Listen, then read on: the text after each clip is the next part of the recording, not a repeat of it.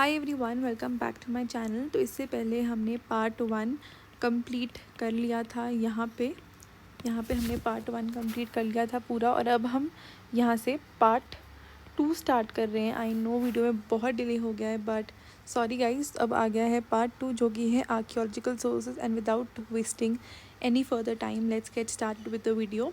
तो आज हम करने जा रहे हैं आर्कियोलॉजिकल सोर्सेज होता क्या है और आर्कियोलॉजिकल सोर्स में क्या क्या हमारे बुलेट पॉइंट्स आते हैं। तो सबसे पहले हम पढ़ते हैं व्हाट इज़ मेगालिथ्स। ये मैं सबसे पहले बोल रही हूँ कि इम्पॉर्टेंट है, इसको स्टार बना लो, इम्पॉर्टेंट है। तो क्या था, एक एक चीज़ पढ़ते हैं। Some people in south India buried their dead with tools, weapons, potteries etcetera. Such graves were encircled by a big piece of stone. These structures, जो ये स्ट्रक्चर्स थे, were called megaliths. Important क्या थे साउथ इंडिया में। हमें पता है Egypt में भी ऐसा करते थे मम्मीज़ वगैरह के साथ, पर साउथ इंडिया में 12th की एनसीईआरटी में है हिस्ट्री की, आप चेक कर सकते हैं। तो उसमें भी बताया है कि जब भी कोई किसी की डेथ होती थी तो उसको बरी करते थे विद टूल्स, वेपन्स, और माना जाता था that it will help them in their after life. And बहुत सारे मिथ्स और कंसेप्शंस थे, तो हम इतना डिटेल में नहीं जाते। तो ये जो स्ट्रक्चर्स थे, जो grave were encircled by a big piece of stone, इन स्ट्रक्चर्स को बोलते थे मेगालिथ्स। फिर है इन सबको इरेज कर देते हैं। फिर है हमारा the carbon dating method. The carbon dating principle बोल लो या फिर मेथड बोल लो, ठीक है। Half life period during which half of the material decays out. Half life of C14 is 5568 years. Carbon is associated with all living beings. When an object ceases to live, it stops receiving the fresh supply of carbon C14, and its existing undergoes decay into isotope of C12. We can measure the decaying of C14 to C12 and identify the number of years elapsed. तो ये हम आप read कर लेना और समझ लेना, मुझे नहीं लगता ये इतना इंपॉर्टेंट है। यू शुड जस्ट नो कि कितना होता है C14 years and associated with इतने, एंड ये वाला पॉइंट याद कर लेना। Then let's go to the inscriptions. Inscriptions पे क्या था, James Berger writes, Indian inscriptions are the real archives of annals of its ancient history, of contemporaneous witness of the events and of the men whose deeds they handed down, and their authenticity renders them most valuable and deserving careful record. इसको आप note कर सकते हो, किसने बोला था line, James burger ने। फिर the inscriptions occupy a unique position as a source of material in Indian history. Inscriptions are very important यार, क्योंकि इससे हमें पता चलता है एक सोर्स मटेरियल की तरह एक्ट करती है of our Indian history. Inscriptions were carved on, हमें पता है, seal, stone pillars, rock, copper plates. हम कभी कोई अपनी एंशियंट हिस्ट्री से रिलेटेड कोई प्लेस में जाते हैं, वहाँ पे भी हम देखते हैं इंस्क्रिप्शंस अभी भी इंग्रेव हुई हैं। अगर आप सांची स्तूपा वगैरह विजिट करते हैं तो आप देखते हैं वहाँ इंस्क्रिप्शंस अभी भी इंग्रेव हुई है। स्टील्स पे होती थी, स्टोन पिलर्स पे होती थी, रॉक्स पे होती थी, copper plates, temple walls, bricks, images, and so cannot be altered and subtracted from और added to. While in case of books, तो ये अब हम सब्ट्रैक्ट नहीं कर सकते, ना हम ऑल्टर कर सकते, क्योंकि वो इंस्क्रिप्शन अब हो चुकी हैं। और अगर हम दूसरा केस की बात करें जो है books, there is a possibility of interpolation by known and unknown authors, that is not the case with inscriptions. In the country as whole the earliest inscriptions were recorded on the stone.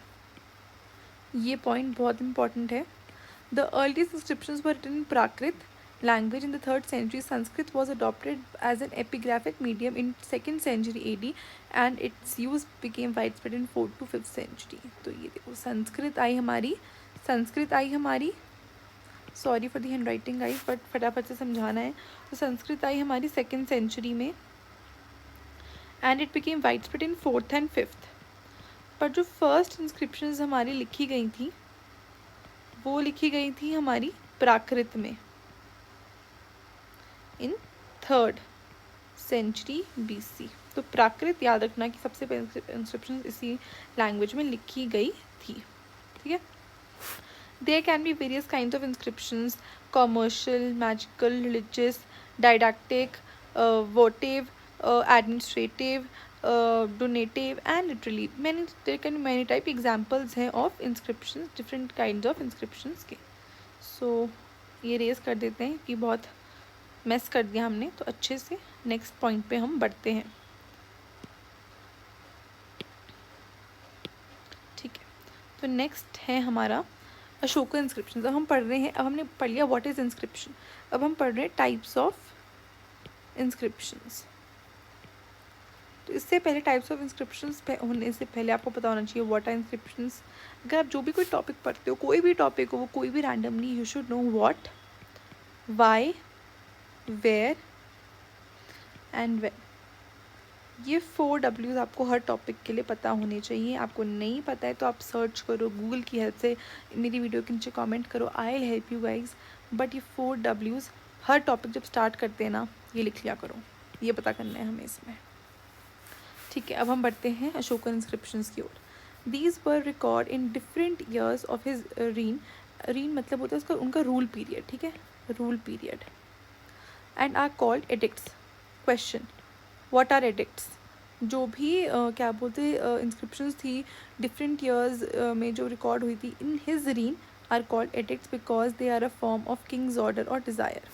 They also give a glimpse of Ashoka's image and personality as a benevolent king concerned with the welfare of not only subject but also whole humanity. So it's very important that Ashoka का क्या character sketch हमें यहाँ से पता चलता है that he was a benevolent king, not only concerned with the welfare but also जो आजकल आपको देखने को नहीं मिलती वो है humanity. ठीक है, these are found written in 4 scripts. तो अब हम वो पढ़ेंगे, उससे पहले ये सब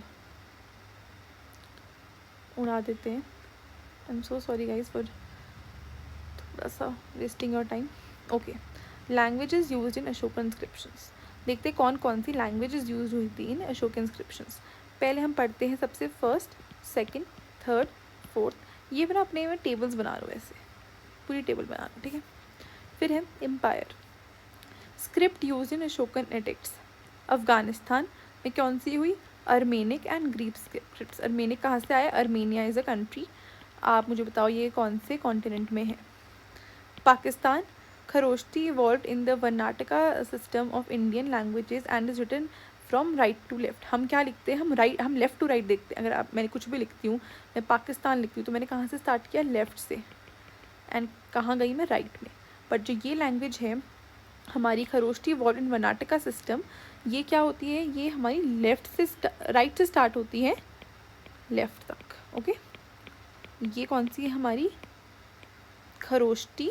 और जो हम नॉर्मली कैसे लिखते हैं? Left to right. ओके, तो ये समझ लेना। Khalsi in the north Uttaranchal. Uttaranchal was early known as Uttarakhand, पर I mean early it was known as Uttarakhand, now it is known as, early it was known as Uttaranchal, now it is known as Uttarakhand. And Mysore in the south, पूरा ऊपर से नीचे, सब Karnataka side. Okay, fourth है Brahmi. Written from left to right, जैसे हम अभी लिखते हैं left to right. It's individual letters were modified century after century, 100 years बाद, after every 100 years almost, and through the process of all the scripts in India including Tamil, Telugu, Kannada, Malayalam in the south, Nagari, Gujarati, Bangla in the north have been developed from it.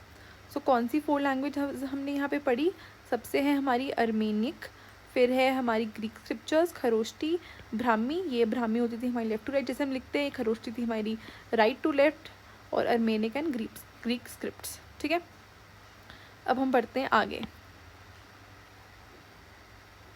या Firoz Shah Tughlaq found an Ashokan pillar. Who found an Ashokan pillar? Okay, inscription from Topra, Haryana.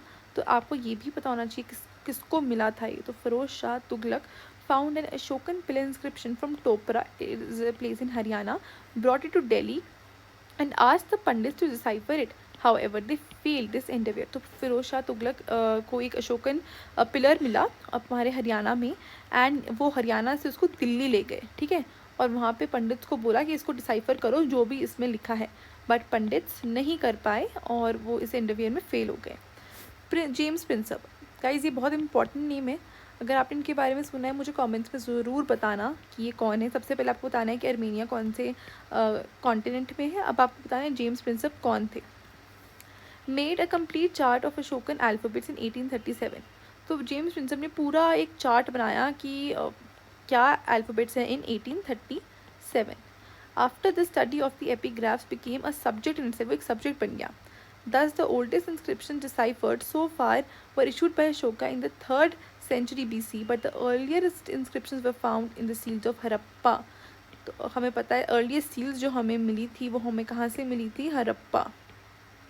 earliest seals हमें कहाँ से मिली थी? हरप्पा से।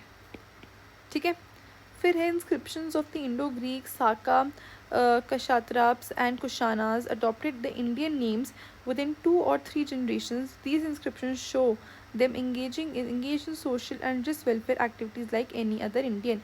हमारे Indians हमेशा social and just activities में engage होते हैं, तो वैसे ये लोग भी इंगेज होने लग गए थे डिफरेंट एक्टिविटीज़ में। नेक्स्ट पढ़ते हैं हम, जो कि है नेक्स्ट टॉपिक, वो है Sanskrit. Most of the Gupta epigraphs have a genealogy. This became a practice of subsequent dynasties. They took the opportunity to give an account of their conquests and achievement of their predecessors, including the mythology of their origins. तो जो भी उन्होंने उनके past generations ने जो भी achievements करी थी उसका वो एक account लिखवाते थे। Sanskrit came to occupy a prominent place since तभी तो संस्कृत एक बहुत ही पॉपुलर लैंग्वेज, एक प्रोमिनेंट लैंग्वेज की तरह बन गई after the since Gupta period. The Harappan inscriptions seem to have been written in a pictographic मतलब पिक्चर फॉर्म। आपने देखा होगा 12th की हमारी NCERT में फर्स्ट बुक में एक सील मेंशन है, उसमें एक प्रोटोशिवा सील मेंशनड है, जिसको अभी तक हम डिसाइफर नहीं कर पाए। तो वो जो उनकी सीरियल्स वगैरह जो सब कुछ होता था वो मेनली पिक्टोरल या पिक्टोग्राफिक स्क्रिप्ट या फॉर्म में होता था। ठीक है, फिर these are also the references to use the seals for commercial purposes in other institution. Moreover stone inscriptions of the time of Kumar Gupta, Bandhu Varman Malwa. तो ये देख लेना, आपको लर्न करना है या नहीं। आई थिंक ये आपको दिखेगा नहीं, तो इसीलिए हम यहाँ चलते हैं। मैंने इसका एक अच्छे से फ़ोटो लिया है आपके लिए कि आपको दिखे। So inscription of Kumar Gupta and Bandhu Varma Malwa. The inscriptions of the Ashoka are the best specimen of religious and didactic inscription. वो बेस्ट स्पेसिमेन है of religious and didactic inscription. किसके इंस्क्रिप्शन? अशोका के। The edicts of Ashoka are appropriately called Dhamma Lipi. Important, ये अशोका हमेशा believe करते थे धम्मा में। धम्मा मतलब आपको पता है, कमेंट से बताना, मैं आपको बता देती हूँ। धम्मा होता है एक ऐसा एक्ट और प्रैक्टिस जिसमें हम रिस्पेक्ट करते हैं अपने सारे एल्डर्स को, पुअर को, और कोई डिफरेंसेस नहीं करते। It is an a good conduct basically. अगर आपको इसकी अच्छी डेफिनेशन पता है तो कमेंट्स में ज़रूर अपने फ्रेंड्स के साथ शेयर करिएगा। आई एम सो सॉरी, ये कुछ और खुल गया था। I am so sorry. वापस आ गए हम, तो आप मुझे शेयर करके बताना। नेक्स्ट चलते हैं हम। The Sahagurna copper plate inscriptions of the 3rd century BC, an example of pure administrative inscription. Important. What is an example of pure administrative inscriptions? That is Sahagurna copper plate. The Junagadh rock inscriptions contain inscriptions of Ashoka, Rudraman and Sakand Gupta. Banskera copper plate gives us information about Harshvardhan and his ancestor Navavardhan. So it is important. Junagarh rock inscription है वो हमें जो inscription है contains of Ashoka, Rudraman one, Skanda Gupta and जो ये first ये है, second ये है Banskhera copper plate gives us information about. वो अच्छी नहीं है, तो sorry. Harshvardhan and ancestor of Naravardhana. The बहुत मिस हो गया गाइस थोड़ा सा, आई एम सो सॉरी। तो इसको हम इरेज कर देते हैं। आई होप गाइस आपको समझ आ रहा होगा और आप सारे आंसर्स कमेंट में ज़रूर बताओगे।